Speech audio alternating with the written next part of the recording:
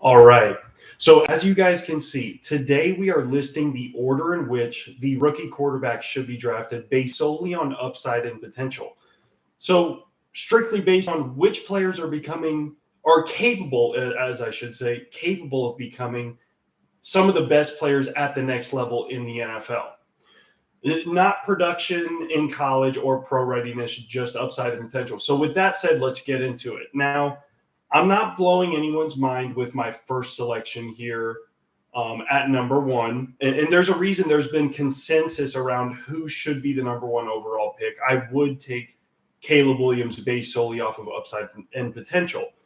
Simply put, I see it this way because I believe he is closest to being, or arguably is, in the conversation of being a generational prospect. Now, if we're talking about guys like, say, John Elway, Andrew Luck, guys like that were touted as generational prospects, Josh Allen, or guys that should have been like Patrick Mahomes and Dan Marino that were a little more under the radar.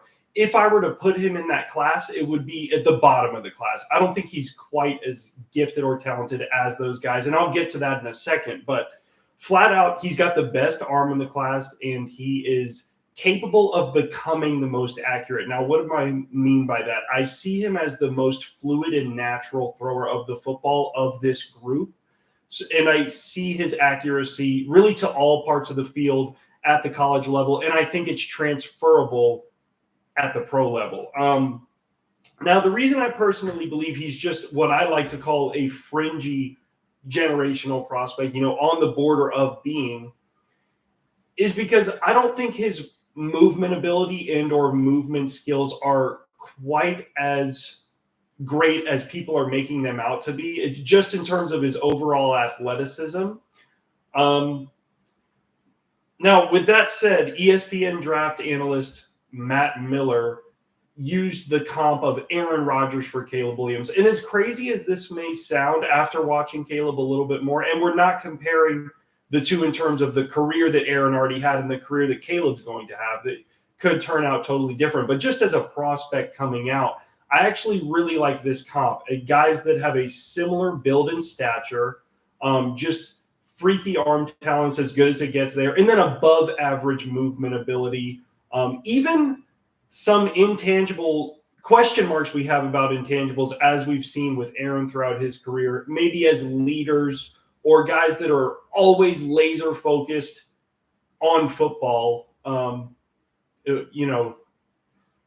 That's what I see. I think that's an okay comp. Now, I will say Caleb needs to work on pocket presence, standing taller in the pocket, and playing within structure. Those are things that he's got to get better at to be successful at the next level. So then we move on to the second selection. And I had a real tough time with this today, and I want to preface my second selection by really having a broader conversation about the importance of, or even the non-importance of, having a hyper-athletic, super mobile quarterback at the NFL level. So in most situations at the NFL level, being a big-time dual-threat quarterback is a complete asset, as we know. I mean, you can neutralize an opposing pass rush. You can certainly help out your own running back and your coach's running game, particularly in the red zone. And then obviously you can pick up yards with your legs. But let's not forget what we saw in last year's postseason. Even just last year, we're not talking about the 80s or 90s. In the AFC Conference Championship game between the Chiefs and Ravens, Lamar Jackson just slightly over 50 yards rushing. And then in the Super Bowl, a guy that's not quite as hyper athletic as a Lamar Jackson, but still athletic to a degree, Patrick Mahomes, had more rushing yards. So my point being is that at the highest level of the NFL, with the best defenses on the other side of the field, you can't just run your way to Super Bowls. Ultimately, you have to accurately distribute the ball from the pocket. And then, as we saw with Mahomes, maybe on a 4th and 1, after he hadn't ran too much during the Super Bowl, you can use the option game and pick up some yards and catch a defense off guard. But ultimately, you can't predicate your game at the NFL level off of being a dual threat quarterback. So with that said, that was a long soliloquy or explanation as to the importance of mobility at the quarterback position in the NFL. But to get back to my second selection, I say all of that to say that I would take Drake Maye here. Now, with that being said, first of all, I think Drake is pretty much a project at this point. I would really like to see him sit for at least part of the first year that he's a rookie in the NFL, maybe even the entire year, because I think there's a lot to work on there. But if you're talking about prototypical size, having a live arm, above average movement skills, and I saw some toughness at the college level too. I think he's got all of that. But, you know, when I compare him to the other quarterback that I'm selecting third, which I suppose most of you can guess, and I'm going to pull the cat out of the bag, or that cat out of the hat now, if you will, as a saying, compared to Jayden, I see a bigger frame, a bigger build, and an ability to put a little bit of extra velocity on some balls in some of his throws compared to Jayden. But again, he's got some things to work on. He needs to work on throwing under pressure from the pocket. He needs to become more accurate on a consistent basis and also improve his pocket presence. With all that said, the physical traits are there. And as far as comps go, like I used the Aaron Rodgers comp for Caleb Williams, which is high praise. I can't go as far as to say Drake Maye is Justin Herbert, as many other people have been saying. He's relatively close, but I don't see it quite like that. And I was looking at a list of all the starting quarterbacks in the NFL today. It was really hard to find a comp. Drake is his own guy in a sense, but there's a lot to like. There's a lot of talent. But again, I view him as a project. But again, solely based on the upside and potential, I would take him second here. And then third, as I just talked about, Jayden Daniels. So there have been guys out there like Dan Orlovsky for ESPN. He said that Jayden should go number 1 overall. Now, he's one of the few that have said that. And my point being is that as a prospect, I think to this point, Jayden is being a little undervalued. We've talked about having arm talent, which is a huge component in being a certain type of prospect. I think Jayden's got a better arm than people realize. We obviously know he's the best dual threat quarterback in the class, which, like I said before, can be an asset at times in the NFL. You can argue that he threw the best deep ball out of this entire group. Now, I will say he's got to work on taking some air off of those deep balls, as he had Malik Nabers and Brian Thomas to throw to.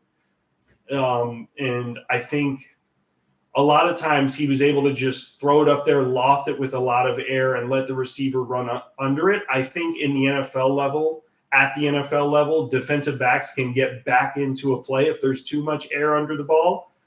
So that's something for him to work on. Now, he also showed the ability to improve drastically throughout his collegiate career within certain systems that he was playing in. So that's a bonus for him.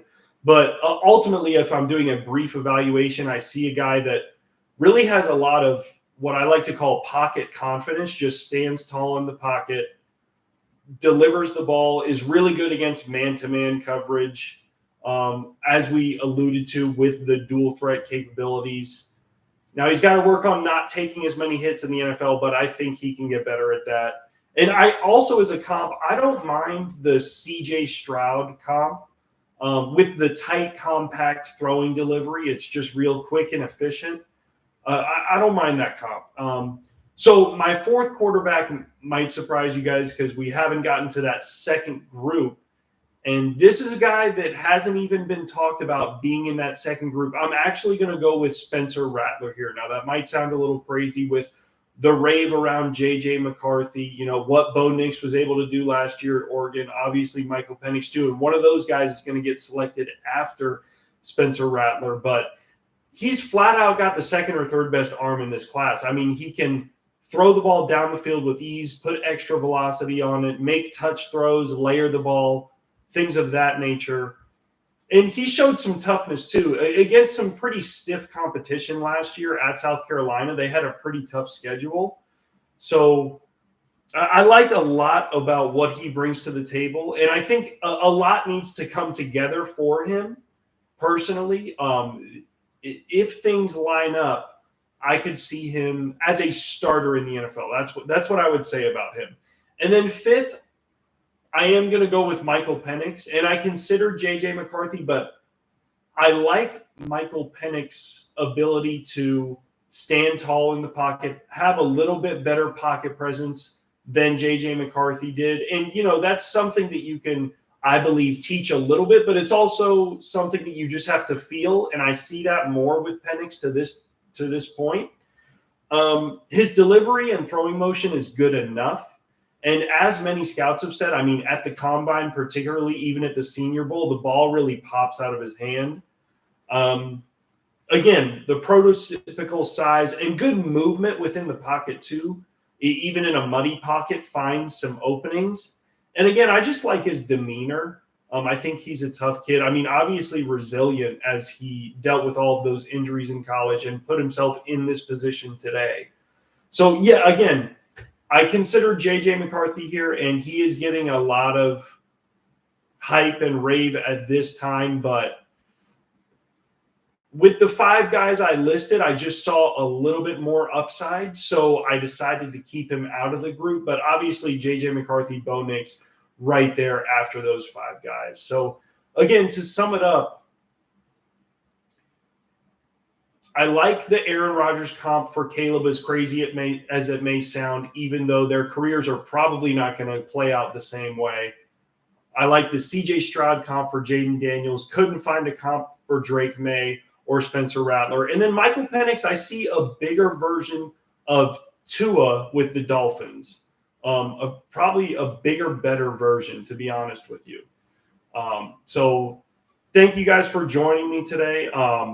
This was kind of a fun project. I'm not going to lie, I was scrambling at the end there trying to put all my thoughts together and how I would ultimately come out with this episode in the order in which I would start talking about the importance of mobility at the quarterback position in the NFL, things of that nature. So thanks for bearing with me as I evaluated these guys and picked them and selected them. So, stay tuned. And next week, watch out for March Madness. I'm really starting to dive into not only the powerhouses in college basketball, but also the smaller schools that have already punched their ticket to the big tournament. So that's what I want to look at next week. I may or may not do an episode tomorrow. But again, thank you guys so much for joining. And stay tuned as always.